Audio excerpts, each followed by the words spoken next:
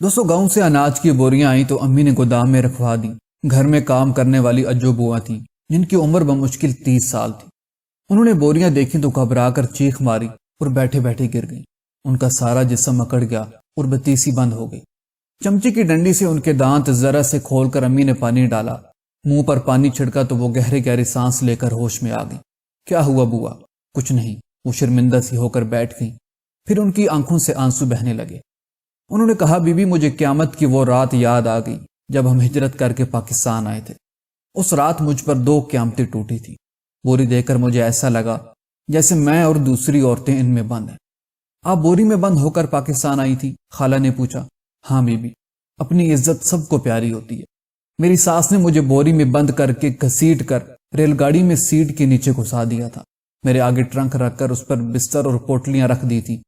بوری میں 3-4 سوراخ سانس کے لیے رکھے تھے اور یقین کرو مجھے ایسا لگتا تھا کہ میں زندہ دفن ہوں۔ سانس بھی رک رک کر آتا تھا، سارا جسم ٹھنڈا برف تھا اور وقت کاٹے نہیں کرتا تھا۔ ہر پل مجھے صدیوں جیسا لگتا تھا۔ ایسی آزمائشیں خدا کبھی کسی دشمن پر بھی نہ ڈالے جو مجھ پر ٹوٹی تھی۔ اتنے میں امی نے گلوکوز پانی میں ملا کر کٹورا بھر کے بوا کو لا کر دیا اور کہا، یہ پی لو، پھر اپنی پوری داستان سنانا۔ دوستو آزادی کی خاطر سب نے قربانیاں دی ہیں۔ خدا کا شکر ہے پاک سرزمین پر زندہ سلامت ہیں، کسی کے غلام نہیں۔ رہی محنت مزدوری تو اس میں کوئی آر نہیں، عزت سے روٹی ملے وہ سب سے اچھی ہے۔ دوستو اجو بوا نے پانی پیا، پھر کہنے لگی، دلی جو اجڑا دیار ہے اس کے پاس ہی ہم ایک چھوٹے سے قصبے میں رہتے تھے۔ ساس سسر کا زمیندارہ تھا، ایک ہی بیٹا تھا، وہ بھی لاڈ میں آ کر افیم کا نشہ کرنے لگا تھا۔ شادی کے بعد مجھے پتہ چلا۔ اللہ نے اوپر نیچے 2 بچے دیے، پھر ایک پیاری سی بیٹی جس کا نام میں نے سونا رکھا تھا۔ اس کی رنگت بالکل سونے جیسی تھی۔ میں گھر کا کام کرتی تب بھی ایک لمحے کے لیے اسے اکیلا نہ چھوڑتی، پاس بٹھا لیتی۔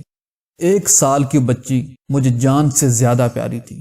ہمارے قصبے میں امن چین تھا، پھر یکدم پاکستان بننے کا شور مچا، جوانوں کے دلوں میں ولولے اٹھے۔ ہجرت کی بات ہوئی تو زمینیں اور مویشی اونے پونے بیچے گئے۔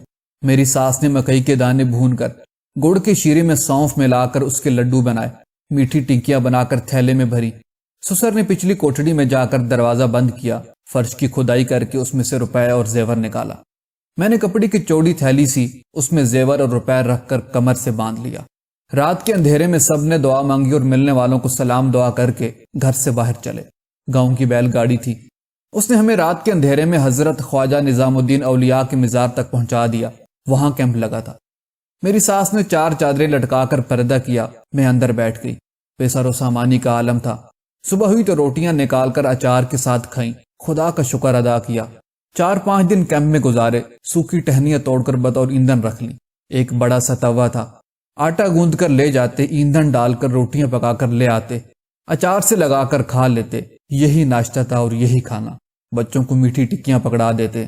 میرے میاں کو پتا چلا کہ کیمپ میں افیم بک رہی ہے اور سونے کا زیور اور چاندی کے کڑے دو تو زیادہ ملتی ہے۔ اس نے سوچا پاکستان جا کر معلوم نہیں افیم ملے یا نہیں، نشہ کیسے پورا ہوگا، تھوڑا سا زیور دے کر افیم خرید لی جائے۔ مگر وہ اپنی ماں اور باپ سے بہت ڈرتا تھا۔ اس نے مجھے کہا، میں درخت پر سوکھی ٹہنیاں دے کر آیا ہوں، میرے ساتھ چلو، دونوں مل کر لے آئیں گے۔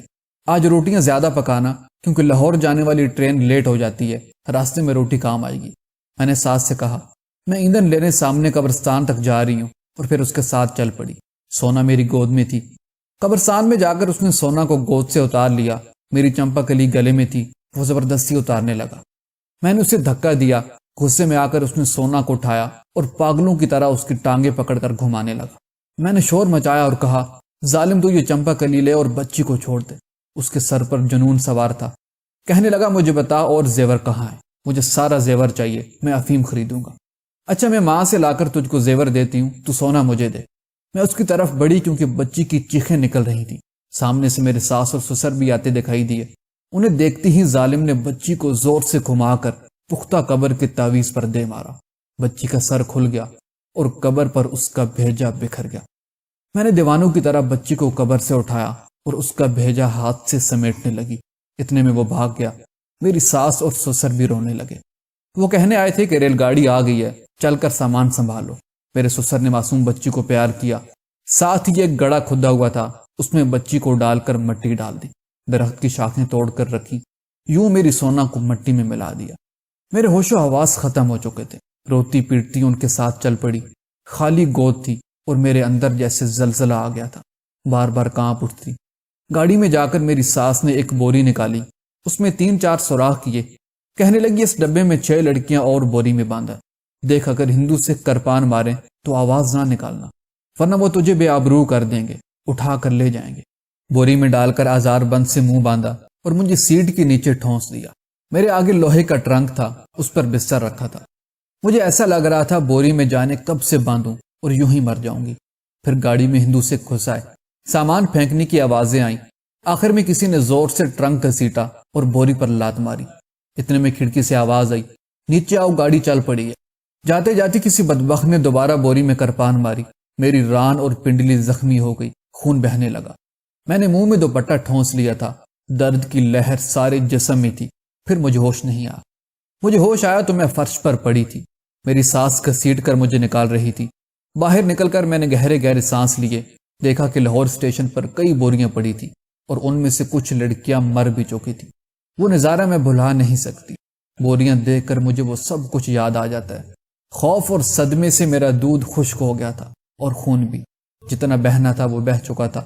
اس ٹرین میں جو بھی لڑکیاں اور عورتیں تھیں، انہوں نے لاہور کیمپ میں بتایا کہ اب وہ اولاد پیدا کرنے سے قاصر ہیں۔ خوف نے ان کا سارا قدرتی ماہانہ نظام برباد کر دیا۔ میری مرہم پٹی ہوئی، پھر میں یہاں آ گئی۔ پہلے ساس مری، پھر سسر، اب میں تنہا ہوں۔ گھروں میں کام شروع کر دیا، یہ بچے پالنے۔ میرا شوہر اب میرے ساتھ نہیں رہتا، کوٹھڑی کے باہر نالے پر زمین پر سو جاتا ہے۔ جب میں کام کرنے آتی ہوں تو وہ بچوں کا خیال رکھتا ہے۔ اس کا نشہ ٹوٹ چکا ہے، وہ میری بچی کا قاتل ہے۔ میں اس سے نفرت کرتی ہوں، مگر نہ جانے کیا بات ہے، جب وہ 2-3 وقت کے فاقے سے ہوتا ہے تو میں 1-2 روٹیاں بچے کے ہاتھ بھجوا دیتی ہوں، اور جب اس کے کپڑے گندگی سے اٹ جاتے ہیں تو وہ چادر باندھ لیتا ہے، میں سوڈے میں کپڑے بھگو کر دھو دیتی ہوں۔ نفرت کے باوجود نہ جانے کیوں یہ کام کرتی ہوں۔ یہ کہہ کر اجو بوا رو پڑی۔ اجو بوا جب تک زندہ رہی ہمارے گھر رہی، بچوں کی شادیاں کر کے بھی انہوں نے ہمارا درد نہیں چھوڑا۔ ان کا میاں بڑی دردناک موت مرا، 8 دن جان کنی کا عالم رہا، جان ہی نہیں نکلتی تھی۔ پھر مسجد کے مولوی نے اجو بوا سے کہا، بی بی تو اس کو معاف کر دے، اس کا دم نہیں نکلے گا جب تک اسے معاف نہیں کرے گی۔ بوا نے بیٹے سے کہا، باپ کو نہلاؤ۔ نہلا کر اس سے کپڑے پہنائے۔ اجو بوا نے کھڑے ہو کر کہا، یا اللہ میں تیری رضا کے لیے اس کو معاف کرتی ہوں، تو بھی معاف کر دے۔ یہ کہتے ہی ان کی خاوند کی جان نکل گئی اور چہرے پر سکون آ گیا۔ دوستو، اجو بوا بڑی صابر عورت تھی۔ اس نے محنت مزدوری کر کے جس طرح بچے پالے، ان کی شادی کی اور اپنی زندگی گزاری، صرف آزادی کے لیے، پاک سر زمین میں رہنے کے لیے۔ 14 اگست کو وہ بڑے مزے سے بیٹھ کر پاکستان کی جھنڈیاں ڈوری پر لئی سے چپکاتی اور گھر کو سجاتی، رات کو چراغاں کرتی، پھر بڑی یاد سے کہتی، آج میری سونا کی روح ضرور آئے گی۔ پاکستان کو دیکھ کر کتنی خوش ہوگی۔ چراغ بجھنے نہیں دیتی تھی، تیل بار بار چراغوں میں ڈالتی تھی، ان کی بتیاں اونچی کرتی، محلے کے بچوں سے کہتی، آج چراغ ہے، یہ آزادی کے چراغ ہیں، ان میں میری سونا کا اور میرا لہو بھی شامل ہے۔ پاکستان کی لاج رکھنا یہ بڑی قربانیوں کے بعد بنا ہے، اس کی حفاظت کرنا تمہارا فرض ہے۔